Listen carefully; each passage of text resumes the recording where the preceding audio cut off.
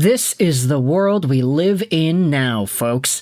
Heading into the 2025-2026 NHL season, you have Edmonton Oilers defenseman Evan Bouchard as the fourth highest paid D-man in the league.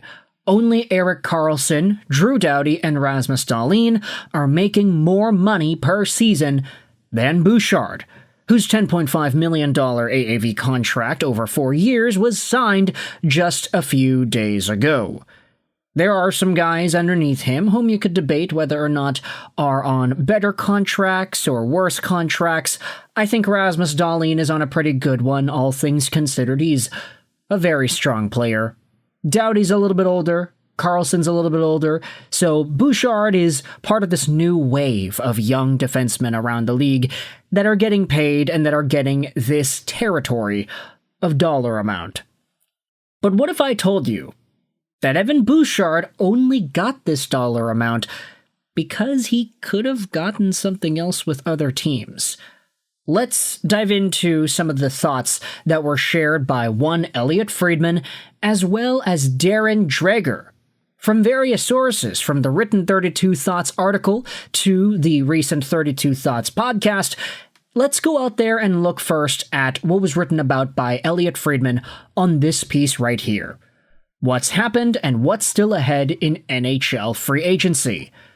This article was from July 1st, 2025 at 1:39 a.m., so before free agency even began, after the 2025 NHL Draft came and went. This article goes out there and talks about the 2025 sexiest free agents. Okay, Friedman, please put it back in your pants there. Mitch Marner, Golden Knights, etc., etc. Let's scroll all the way down to the conversation that Friedman ignites about Evan Bouchard. Take a look at this. Edmonton signed Evan Bouchard to a 4-year, $10.5 million AAV extension. It's believed that the Oilers posted both 4- and 8-year offers. The 8-year number was too high. Now, I don't know what that means in regards to the Oilers, because, okay, if the Oilers are posting the offer for 8 years, how is the offer too high? Edmonton's going to offer Evan Bouchard a number that is out of their price range. Why would they do that? If anything, they would offer it lower, right? So I'm not really too sure on the semantics or how this actually makes sense, but the Oilers posted both a 4- and an 8-year offer. The 8-year number was too high. Let's just leave it at that. There was urgency, though, Friedman writes. A few sources believe Bouchard was a legitimate offer sheet candidate, possibly by Carolina. When the two teams discussed Mikko Rantanen before the trade deadline, the Hurricanes indicated interest in the high-scoring defender. Edmonton never forgot that. Carolina has used offer sheets before, and wouldn't be afraid of doing it again. Now, I will say, it's one thing to go from offer sheeting Jesperi Kotkaniemi to offer sheeting Evan Bouchard, of all people. I get that both of these guys were 2018 draftees, Kotkaniemi a lot higher than Bouchard in terms of where they went in the draft, but still, Carolina. Let's expand upon this even more with this article posted on OilersDaily.com by Liam McCormick. The Oilers received a threat of an offer sheet from an Eastern Conference team with Evan Bouchard. Let's scroll down over here. This was an episode of the Barn Burner podcast that is being written about here.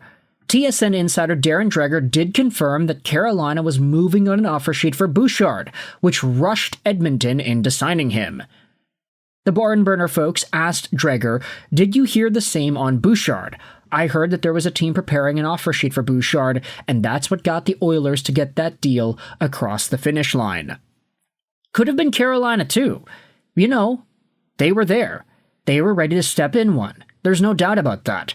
And you know, that speaks to Tom Dundon, the owner of the Carolina Hurricanes, and is apt to improve his team. Regarding the Evan Bouchard offer sheet threat, I think that's why the deal got done so quickly, because Carolina was apparently in there, and because they were thinking about giving him that offer sheet. And finally, you have yourselves Elliotte Friedman on the 32 Thoughts podcast going out there and saying the reason Evan Bouchard extension got done so quickly is because Carolina threatened the Oilers with an offer sheet. They pivoted to K'Andre Miller after Bouchard extended. Question from the masses here. So Bouchard was going to leave? Not necessarily. Perhaps you sign an offer sheet because you know your current team will match and you get the contract you want. That is exactly what Sebastian Aho did all those years ago when he signed an offer sheet with the Montreal Canadiens. If you remember, the Hurricanes were not willing to give him the money that he wanted, even though he knew that the money that he wanted was reasonable and fit within the Carolina cap structure. So he signed the offer sheet with Montreal. Carolina begrudgingly matched it. Even though they were able to, they didn't have any problems in getting that dollar amount on the books. They just didn't want to give him that dollar amount. And Aho used Montreal as a negotiation tactic to get that money himself, despite the fact that he never really intended to leave Carolina in the first place. Jesperi Kotkaniemi was a different situation because it was the other team. It was the opposite. Carolina offer-sheeted Kotkaniemi, Montreal offer-sheeted Aho. But Carolina was like, yeah, we'll give Kotkaniemi this deal, and we're doing it with the intention of keeping this guy. And Montreal was like, yeah, okay, you could keep him. We're not matching that offer sheet. Hell no, he's not worth that much.